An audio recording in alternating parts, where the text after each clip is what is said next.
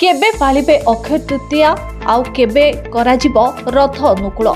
तबे दर्शक बंधु एबे पुणी अक्षय तृतीया को नहीं द्वंद्व उपजिछि कारण एप्रिल 19 ना 20 तारिख रे पालन कराजिबो अक्षय तृतीया ताकू नहीं वर्तमान समय रे द्वंद्व उपजिछि।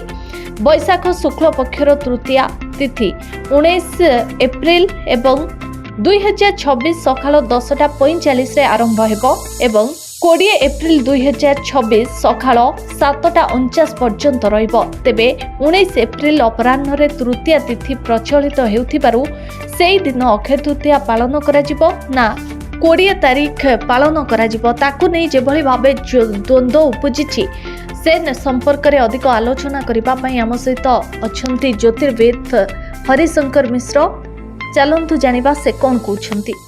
सर आपण को न्यूज रूम को स्वागत करुची। सर एथरिक अक्षय तृतीया को नहीं गोटे द्वंद्व उपजी गोटे पंजिकार त्रुटि सामना को आसी जेमती कि अक्षय तृतीया दिन रथ अनुकूल हुए एवं चंदन यात्रा मध्य आरंभ हुए किंतु एथरिक 19-20 दुई दिन धरी जा पंजिकार दर्शा जाइए। तेबे को दिन को लोके अक्षय तृतीया भाव पालन करेंगे जदि कहबा रथ अनुकूल केबे हेबो कौन कहिबे एभली त्रुटि काहेकि रोची बारंबार।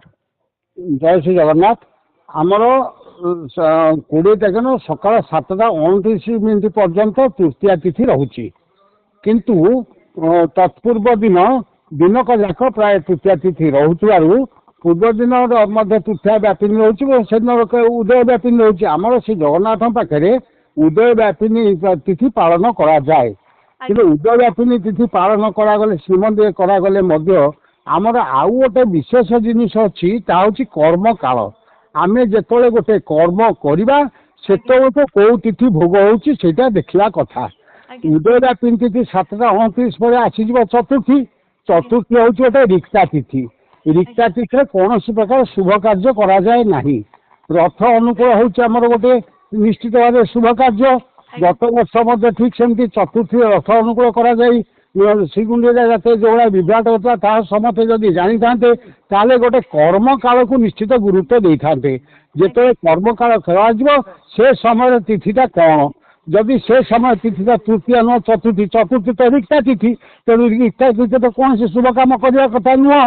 तेणु जदि रथ अनुकूल करा कथा ताले निश्चित भाव में पूर्वन करा कथा एवं जो आम अक्षय तृतीया जो मैंने सब पूजा पूजी करती उदय व्यापिनी तिथि जो पर्व पाल्टा कथा ताहे 20 तारिख हवा कथा।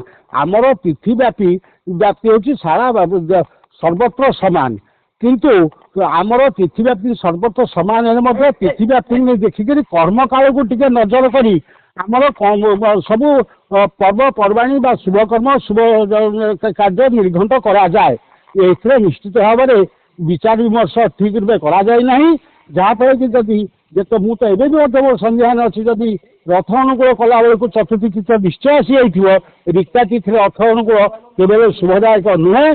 तेणु बर्तमान जो समय अच्छी आमर बर्तमान हाथ में आउ जो 10-15 दिन समय अच्छी जदि मुख्यमंत्री आम श्रीमंदिर प्रशासन या विचार कर विचार करके तिथि घटी अतीत कौन होता हूँ तो 25 वर्ष 30 वर्ष 40 वर्ष तले श्रीमंदिर जो पंजिका लिपि हुए दैनंदिन कार्य लिपिबद्ध रहे जदि देखिए ताले जदि से निर्णय अतीत रही ग्रहण करा उचित किंतु एमाने कौन पूर्व परंपरा देखुना पूर्व ये तिथि व्याप्ति थे कौन होता देखुना मन इच्छा गोटे गोटे निर्धारण मोटामोटी कहया गले जो 19-20 को दिनटा को लोके पालिबे अक्षय तृतीया भावे और रथ अनुकूल भावे कर्म काल हिसाब से निश्चित भाव 19 तारिख हूँ तृतीया आम घरे जो घड़ी पतुल इत्यादि पूजा करा जाए ताकू निश्चित भाव 19 तारिख पालन करने विधेय केवल श्रीमंदिर जेहेतु उदय व्यापिनी तिथि पालन करा जाए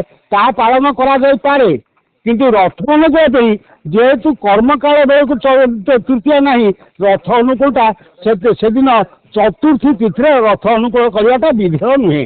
आपण कहवा मत हेउची जे 19 तारिख अनुकूल जमती कि अक्षय तृतीया पालन करा सहित 20 तारिख कथा जदि कहबा रथ अनुकूल हेबो। ନା 20 ତାରିଖ ରଥ ଅନୁକୂଳ ହେଇପାରିବ ନାହିଁ, ମୁଁ ମନା କରୁଛି। 20 ତାରିଖ ନୁହଁ, ଯେତେବେଳେ ରଥ ଅନୁକୂଳ ଯେତେବେଳେ କର୍ମକାଳ ଚାଲିଥିବ, ଯେହେତୁ ରଥ ଅନୁକୂଳ 11ଟା 12ଟା ବେଳକୁ ହେଲା ବା 9ଟା ବେଳକୁ ହେଲା, ସେତେବେଳେ ଚତୁର୍ଥୀ ତିଥି ଆସିଯାଇଥିବ। ଚତୁର୍ଥୀ ତିଥି ହେଉଛି ରିକ୍ତା ତିଥି। ତେଣୁ ତୃତୀୟା ତିଥି ଯେତେବେଳେ ଥିବ ସେତିକି ରଥ ଅନୁକୂଳ କରାଯିବା ବିଧେୟ। ନିହାତି ଭାବେ ଯଦି ଆମେ ଦେଖିବା ତେବେ 19 ତାରିଖ ହିଁ ଅକ୍ଷୟ ତୃତୀୟା, ତା ସହିତ ରଥ ଅନୁକୂଳ କରାଯିବା ଉଚିତ। ଆଜ୍ଞା। ନିହାତି ଭାବେ ବହୁତ ବହୁତ ଧନ୍ୟବାଦ ଆପଣଙ୍କ ଆଲୋଚନା ପାଇଁ।